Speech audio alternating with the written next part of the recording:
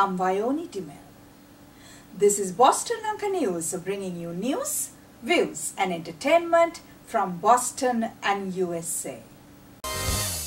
John F. Kennedy School of Government in Harvard University accepts approximately about 80 leaders from USA and abroad each year to their intensive one-year master's degree program designed to prepare them to address the world's most compelling development challenges. Pushpi Weerakoon from Sri Lanka, who is a peace builder with 9 years of experience in the conflict transformation field, is the only student from Sri Lanka this year at this program. Recently, Boston Lanka was at Harvard University at a luncheon hosted in honor of Pushpi for winning the Edith Stokey Fellowship.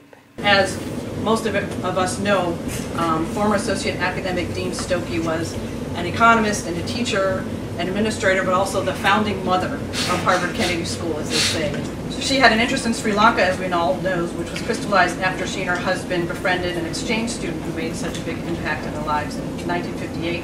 And the years since, the two families have become really one family, visited each other, and we'll get more of a perspective on that from the family members who are so graciously here with us today. The fellowship itself is called the Edith Stokey Fellowship, established in January of 2012, and it was in recognition of her strong interest in Sri Lanka, dating back to that friendship, that there's a preference in awarding the fellowship to Sri Lankan students who are admitted to the Kennedy School. This year's recipient is a wonderful person. She was in the President's Secretariat, where she coordinated the reconciliation program, Pushpi Weerakoon, and she's a conflict transformation specialist. She has an LLB, an MA, and an MBA, but we are glad that she still considered it necessary to get an MBA. She's such a great contributor already to the class, the community here at HKS. She has a connection with the family that predates her time here at HKS, which she can tell us about. And I just want to say she's so compelling and charismatic. I think she really embraces and embodies the spirit of this fellowship and of Edith. And she has been recognized in very formal ways. She was selected as one of the few participants from HKS to the Oval Office program of the Women in Public Policy program, a very competitive selection process. But then also in ways that are much less recognized, much less formal, ways she would never bring up. I've also seen her, for instance, spearhead a fundraising drive among classmates, among students, for a student from Zimbabwe who's here with his family, whose mother passed away in Zimbabwe. Never expecting to get credit or have it, but just out of the goodness of her heart and the fact that she carries the principles with her wherever she goes and everything that she does. She's also the co-chair of the South Asian Caucus. And I'm happy in welcoming you, Pushpi, to also welcome the other people who celebrate your presence here and the ongoing vibrancy of the Stokey Fellowship, which include. The first day what I did was I went up to the wall which had all the pictures, and I tried to put a face to the name. And I was communicating with Professor Avery and Suzanne on email about the fellowship, the scholarship. And I was delighted when Professor Avery was telling me how the Stokey family was having a relationship with the Vijay Singha family, because Professor Rajiva Vijay Singha was my boss at that time. And when I told him, he had no idea. He was like, what are you talking about? You know? So, and then I explained to him, and he was like, because Sam Vijay Singha was also he was also in my director board at one time. As both of them very, I would say, back home we have this culture where you look up to people like they're your elders, and they will teach you and they will take you under your wings. So both of them were like that to me, and I was so happy that I was, coming to meet a family who was also close to their family. Betsy, could you share your thoughts on the scholarship offered by Harvard in honor of your mother, Professor Edith Stokey, and also honoring her interest on Sri Lanka? Well, I think outside of her family, my mother's two greatest loves were Harvard, specifically the Kennedy School and her friendships with so many people from Sri Lanka. The friendships from Sri Lanka date back to 1958, and her love affair with Harvard went back to when she was undergraduate student in the early 40s. Could you also talk a little bit about your family's friendship with late Sam Vijay Singh and his family?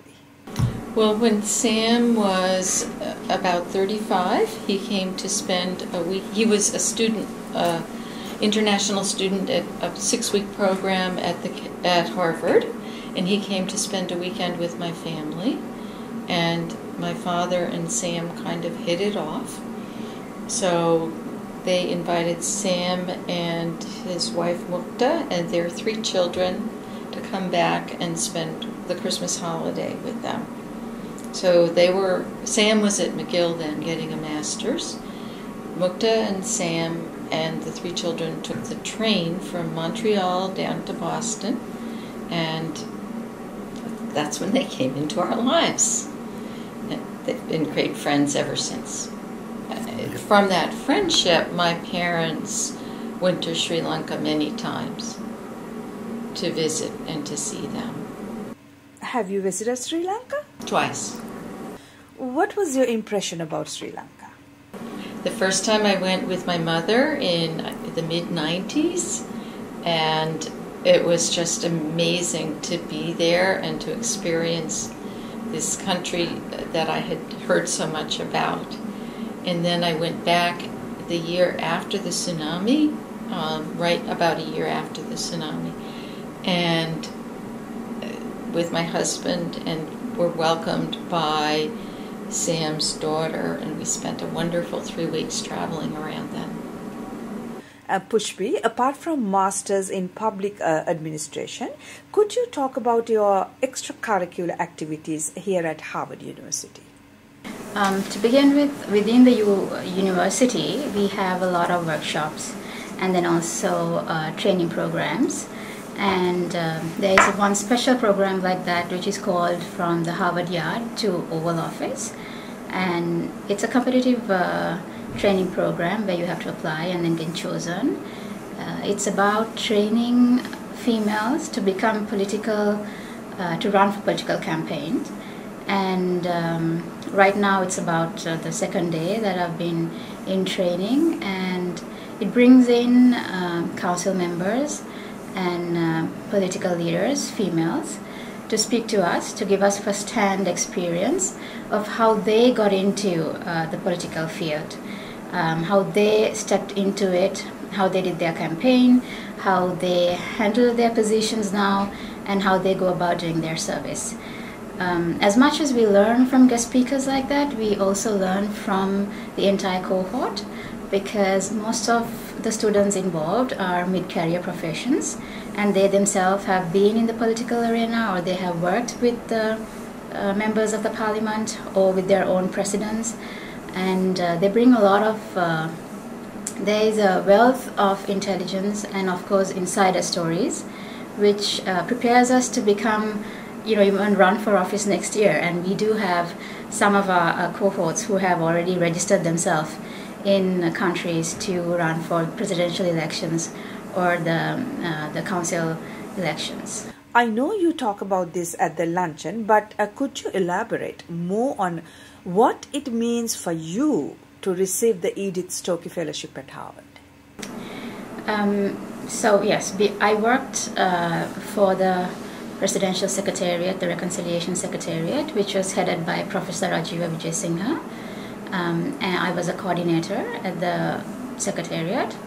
And little did I know that Stokey family was very much a friend of the Vijayasinghe family. In fact, when I went to Professor Rajiva Vijayasinghe, he was not so aware of the fact, but Betsy Stokey, Professor Stokey's daughter, when I came here, told me the story how Professor Stokey was very fond of Sam Vijayasinghe, and how she then thought of, if ever anybody is giving a scholarship in honor, should give preference to Sri Lankans. And so I was very happy to find out that when I came here, and especially because I have great respect for Professor Vijay Singha and Sam Vijay Singha, because I've worked under both of them while I was the Director Registrar at the Alternative Dispute Resolution Institute. Sam Vijay Singha was in my director board, and he was very much a great advisor, a mentor, teaching all the time. Even though I was in the position of the Director Registrar, he was very much into the nurturing of new entrant to the field.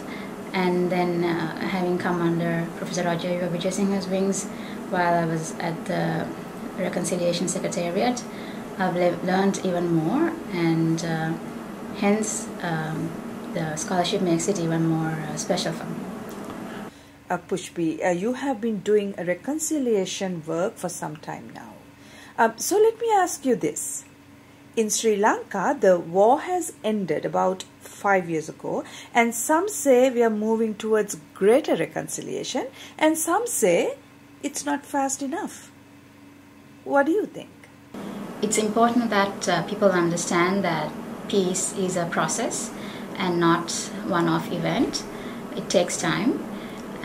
In the process of reconciliation, it's very important that you make sure that everybody feels that they're included in the decision-making processes, that they are respected, and that the differences we have, whether it'll be the ethnicity, the language, the color of your skin, or the status, the social status, is not going to hinder the fact that we would be able to get along well. Nobody is expecting, I think, everything to be equal. That is not, it's a hard thing to do, but to be able to get along with the differences, I think, is what reconciliation is all about. So people back home, humanitarian workers, be it the government or the NGOs or the other organizations working towards peace, should make a note to make sure that they implement programs which would include everybody and not make people feel, some segments in the society feel that they have been left out. My final question, Pushpi. After you finish your studies, how you take this knowledge and practice either in Sri Lanka or elsewhere? The graduate program is a Master's in Public Administration, and it's focused on policy.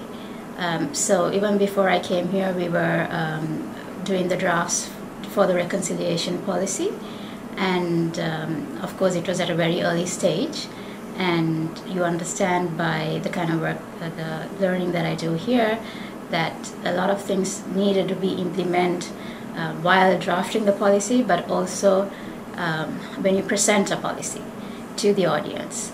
So I think that is one of the main things that I'll be taking back home, and of course the networking, the contacts I've made here, which would be very much useful for me to continue the kind of social work, the projects that I have implemented back home, to keep them continuing. That concludes our news edition. We meet you again with another news edition of news, views and entertainment from Boston and USA. Till then, goodbye.